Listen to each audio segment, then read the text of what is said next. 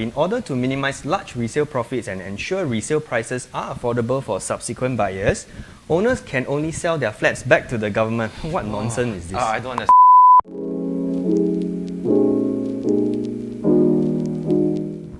What's up everyone, and welcome back to another episode of Real Life Realtors. This is our talk show where we discuss real estate matters and lifestyle choices.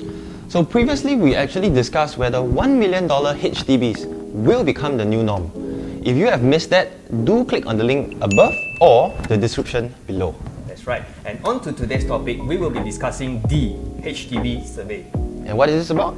Well, with the recent spike of $1 million HDB transactions, the government is now concerned. Hence, they rolled out this survey to gather feedback from the public on what are the possible measures to introduce.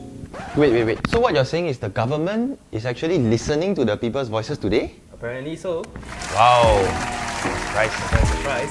So anyway, the aim of the survey is to determine how to keep prices of HDBs affordable for the masses. Okay. So do you think that prices today are actually too high? Should the government step in to control these prices? And is the current balloting system actually fair? If you have these burning questions, do stay tuned because we will be discussing them shortly. So, how will the government keep future prime location HDBs affordable? Let's get into it. So for the first question, in order to keep new flats in prime locations affordable, additional subsidies could be provided to lower income buyers. This means that lower income families get more grants to buy into a prime location. What do you think? I think it's understandable to pay a premium, right? When you are buying into a prime location, you should be paying the premium. I mean, it's understandable. So I disagree, it shouldn't be implemented. I agree with you as well that I disagree. Yeah. For instance, let's just put it this way. If I were to give you, say, a 20% discount on a brand new Lamborghini, does that mean that you will still buy it? Yes and no, right? Yeah, not necessarily, because to me, at the end of the day, it's still a matter of affordability, whether you can afford with the discounts. So I disagree with this as well. Yeah, I also disagree. Question number 2. In order to keep new flats in prime locations affordable, each type of flat could be smaller than the same type in other mature estates. This means that a 4-room flat in a prime location could be 5% smaller in size than a 4-room flat in another location. Your thoughts? I kind of agree on that. I mean, you should compromise, right? Singapore is already so small, and we are talking about the prime locations. So I think if you're buying into a prime location, you should compromise on the size. So I agree. Yeah. Exactly. Me too. If you think about it, even new private launches have started to actually introduce smaller size apartments and unit types already. Yeah. So this is very consistent and in line with modern living and what we call compartmentalization, which is the use of creative design, creative renovation to actually maximize the livable space of your unit. But I mean, I have a client that asked me, right, what if my family is very big? You know, in the future, can I live in this sort of prime location? You know, if we're going to make all the sizes very small, how are we going to fit my family in? And then I tell them, I mean, you got to compromise, right? Because so I think it's a question of whether you choose to stay there or not, right? I mean, a 5-room flat is still 3 bedrooms. Whether or not it's 5% smaller or 10% smaller, you still get 3 bedrooms. That's right. So if your family is big, then just stay inside. Yeah, that's so it. I agree. We could implement this. I think it's fair. I agree too. Yeah. Next. Question number 3.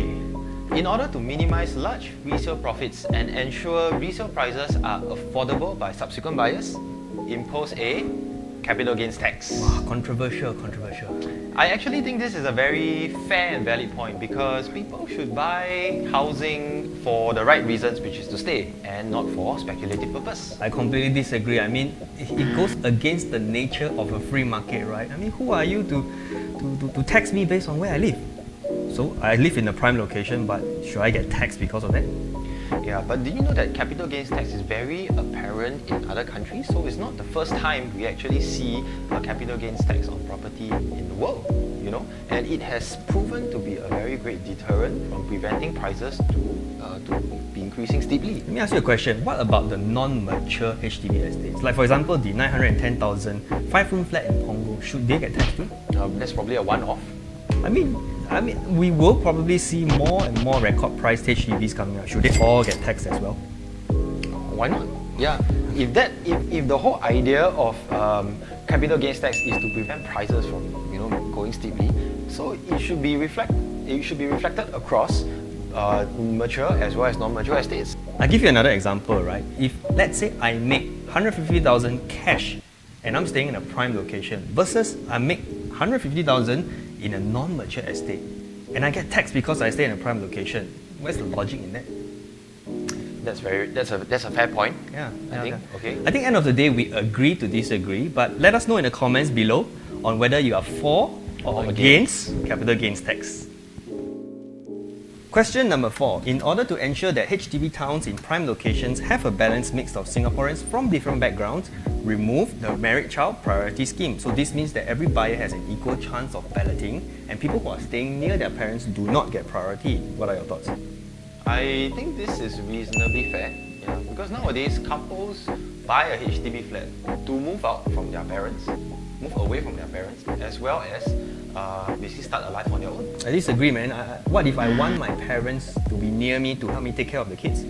Yeah, but this only applies to a minority. I'm sure most parents are maybe semi-retired, they may not have the time to take care of their kids all the time, and there's basically the convenience of infant care, throughout all these estates. What if my parents are very old and in case of emergency, I want to be near my parents? Well, that's where the convenience of being in Singapore comes in. Okay, we have the accessibility of various buses, MRT tracks, spread across all across the island. And it's so easy to get from one point to another. I mean, we are still an Asian culture, right? I'm pretty sure most viewers will agree with me that as Asians, we want to live near our parents, or if not, sometimes even together with our parents, right? Yeah, well, if that's the case, then just go and buy a resale, bro. Straight away, solve your problem, and at the same time, you do not deprive the first-time owners of balloting for a flat in a prime location. One eternity later. I mean, end of the day, we agree to disagree again. All right, I disagree. I don't think this should be implemented. I think this actually makes sense. Okay, anyway, let's just move on. Question number 5. In order to minimize large resale profits and ensure resale prices are affordable for subsequent buyers, owners can only sell their flats back to the government. What nonsense is this? I don't understand. This doesn't make sense here. Okay. End of the day, resale is all about willing buyer and willing seller. So if I'm a willing buyer, I'm willing to pay $1.5 million for a flat and seller's agreeable. So you're trying to say that I cannot buy it now?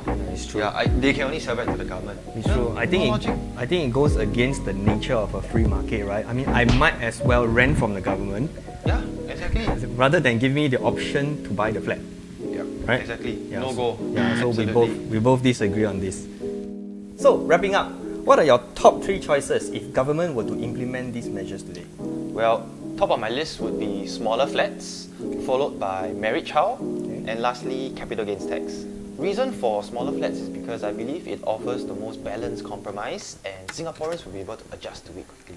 Yourself? Well, I can never get over the capital gains tax, so I'm going to choose the lesser evil. Smaller flats, additional subsidies, married child priority scheme.